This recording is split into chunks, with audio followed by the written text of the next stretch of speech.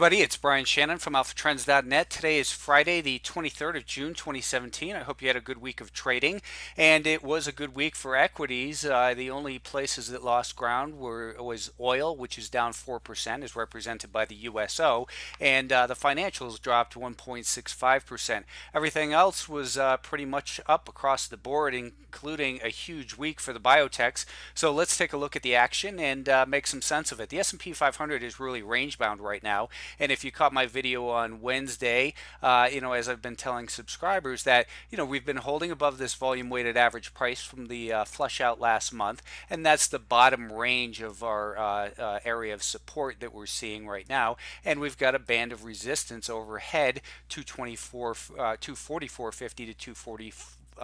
So realistically, anything that happens in here crossing back above and below the 5-day moving average is really inconsequential, as we are range bound. And in my opinion, as the old saying goes in technical analysis, that the sideways consolidations tend to resolve in the direction of the primary trend. The primary trend, of course, is higher. I would only be concerned if we broke below and held below 241.5. So realistically, we still are in a bull market. There's a good reason I don't put YouTube videos on there. You should see the comments that I delete when I have to approve of them. Every week for years, people have been telling me this market can't go up anymore. It's only up because of the Fed, it's only this and it's only that. The fact is the market's going higher. Why argue with the reasons? We get paid based on price action. Only price pays. Low volume doesn't mean anything. It means there's an absence of sellers. There's an absence of buyers. There's just a slowdown, a consolidation. Don't read into it. The NASDAQ did make a little bit of ground back here this week, and when we look at the daily time frame, of course, we're still above a rising 50-day moving average. That means we continue to give the benefit of the doubt to the buyers. And people have been pointing out, but it was down on big volume, and look at now it's rallying on lighter volume. The fact is, though, when you take a look at the action since that gap lower right here, and let me just pull those off. What I'm pulling up right now on my on this here is my volume weighted average price tool, and what I'm going to do is snap it right here to the high. So where that volume came in on the way down, yes, for a while we saw it back and forth, but the average price since the peak is right here at about 139.60. What does that tell me? It tells me that the average person who's purchased it since that sell-off is up right now close to $2 per share. So the sellers are not in control since that. It's a pullback within a primary uptrend. The buyers are in control until the longer term moving averages start to head lower. Trying to predict the top means nothing except for ego gratification, so you can say, hey, I nailed it. Right now, this market is dealing with this prior important level of resistance, and maybe it gets rejected here and pulls back. That's fine. I think that next week 139.50 is the key level it needs to hold above. If it continues to hold above that and holds above the rising 5-day moving average, the buyers are in control and should be given the benefit of the doubt. And as always, you manage risk based on what you trade. If you're trading the NASDAQ, you base your risk on your time frame and the trend. If you're trading IBM, you trade IBM based on what IBM is doing. If you're trading Apple, you trade it based on what Apple is doing, not on these indexes. Too many people get too hung up on this. This is the Russell 2000. I was outlining, this is what I've outlined for subscribers, that here's our key band of support in here. We have this pattern of lower highs in here recently, and today we broke that that trend line for now, and I was sketching out what I would like to see, I'd like to see it rally up towards about that 141.5, pull back, and then get going. So there's the intraday time frame. Let's back it up for a moment to the daily time frame, because we're still bullish here. We still have a higher high right over here that is higher than that one, and then we have these higher lows, and we're above a rising 50-day moving average. So for me, I look at this and I say it looks like it's more likely to continue to the upside than it is to reverse. And what we need for that to happen, of course, is an intermediate term pattern of higher highs and higher lows. Right now, we still have these lower highs, and today we broke that lower high, and we have this higher low. This might be a higher low. I'd like to see, as I said, rally up towards this level, pull back, and then continue to move higher. And the semiconductors, they have pulled back in a sharp way, just a couple weeks ago, and did so on heavy volume. But the volume weighted average price, the average price paid during that time, is right here at this purple moving average. That's the volume weighted average price from the peak. That tells me the average price right now since this sell-off is right here at this point at about 85.30, meaning the buyers are in control now, not by a whole bunch, but the fact is it's not continuing lower. I would be the first level to think that maybe we could see a little bit deeper pullback would be about 84.50 and then breaking below 83.50. So those levels are something to keep an eye on next week. Right now I look at them more as neutral than anything.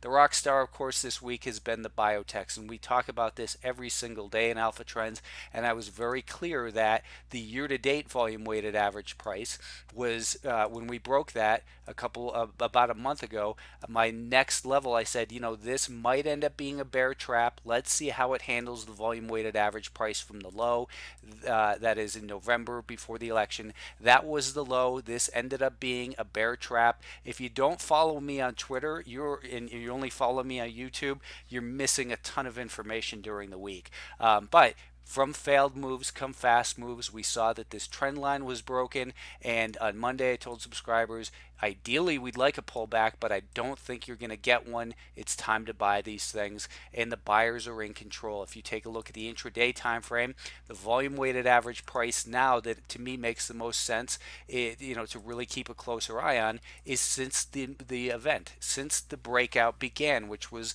right here, and on Monday, that's where the move began. And you can see that it found support late in the day on Monday and then on Tuesday, and right now that VWAP is down here, and I think that we continue to remain above that.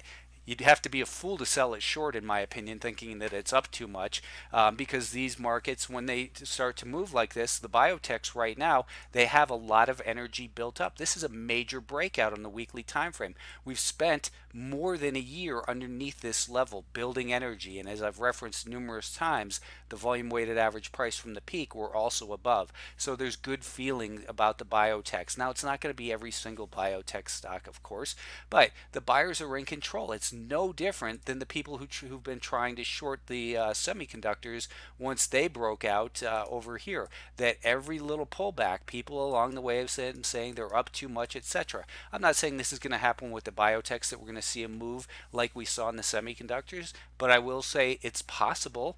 It's certainly possible that over the next year and a half, 2 years, we could see this market continue to make higher highs and higher lows, and I will personally give the benefit, longer term benefit of the doubt to the buyers as long as we're above all these longer term moving averages and they're rising, and we continue to make higher highs and higher lows. At some point in the next couple weeks, we'll likely pull back and then rally, and we want to buy after the pullback. That's what we'll be looking for on Alpha Trends, like we do every single day when I review these. The financials this week did lose some ground, so if you take a look at it, I think an important level that we want to see hold is right in here, the year-to-date volume weighted average price. That's pretty close to that 50-day moving average. It's also pretty close to this prior band of resistance. So there's a lot of reason to think that the financials will find support in here. But when we look at a 15-minute time frame, for instance, you can see, or the 30-minute time frame, you can see we're below a declining 5-day moving average. We broke some support. That support did act as resistance, and we have lower highs and lower lows below a declining 5-day moving average on the intermediate term. So the intermediate term trend is lower, the longer term trend is higher. It tells us we have an indecision amongst various time frames. We want to see it settle down in this area, find actual proof that the buyers are gaining control in here, and then as it starts to rally up again, then you want to get your long exposure. It's not time to do that yet, but it's time to start looking on a shorter term time frame. This is a potential level of support. If it fails to hold, then it's possible we'll come back down to the volume weighted average price since the election here, down down at 23 and a quarter. Anyways, financials not ready to go yet. I'm sure you guys had a great week of trading. I could go over some of these stocks that we were involved in Alpha Trends, buying stocks like JKS in this area, buying data right over here the other day, buying Netflix today in this area, buying AAOI today in here. For next week, I think you want to keep an eye on a stock like the Blackstone Group here in the financials. This one has a much better look than the overall financial group, and this prior resistance broke. It's holding as support, and it's got room to run on this weekly time frame. Going down to a daily time frame, you can see we've got a rising 50-day moving average, and when we drill down to a 30-minute time frame, let's actually go to a 65-minute time frame. I've got a 5 and 10-day moving average there, by the way. And here we take a look at the volume weighted average price since the event. The event is this gap higher. We had a shakeout. It's holding a support once again. I think you get it back above this resistance. Then that's where you want to purchase this stock, above either today's high of 33.33, which was yesterday's high as well, and then a stop based on your time frame. Maybe your stop is under here, at underneath this shakeout low. Maybe it's under here. Myself personally, I would probably put it underneath here, but you have to trade each stock based on your time frame, your risk tolerance. HQY is another one to keep an eye on next week. This weekly time frame, it's up near all-time highs, and it's got a 3 million share short position, which is 10 days to cover. And on the daily time frame, it's consolidating in here. You can see that this prior resistance was tested. It's holding a support. It's not going anywhere right now. But when we look at a 30-minute time frame and say, what about since the event, since the stock started moving, that volume weighted average price in here, we had a shakeout. Now it's tested and holding a support. That's a key. I think now if you can get the stock back up above this little band of resistance, it's pretty obvious to me that you buy above here with a stop underneath that level. The volume weighted average price from the peak, you can see that's what's been holding the stock back. Let's just isolate that right here. You can see since the peak, this volume weighted average price tool has been finding sellers. So now if we can make a higher high above the flat to rising 5-day moving average by clearing this level, it looks like HQY, the buyers are back in control. These are the types of trades setups that I do for subscribers every single day. Stocks like FireEye, which has a 31 million share short position. It's got this longer term. If they didn't scare you out on the way down, they certainly wore you out over the last year plus. Now we're above a rising 10, 20, 30, 40 week moving average. Buyers are back in control. It's done so with a surge in volume here when we look at that daily time frame. Now it's consolidating in here on this daily time frame a little bit, but if we look at a 65-minute chart, I'm going to wrap this up in a moment, but here, the volume weighted average price since the event has been holding. Since these peaks, we're back above those. I think you get this back above the high of Thursday, FireEye is likely to continue to go, and we focus on these every day in Alpha Trends for swing trade ideas. It's not a day trading service. If you got that idea somewhere, it hasn't been day trading in a long time, come take a look. Have a good weekend. Thank you.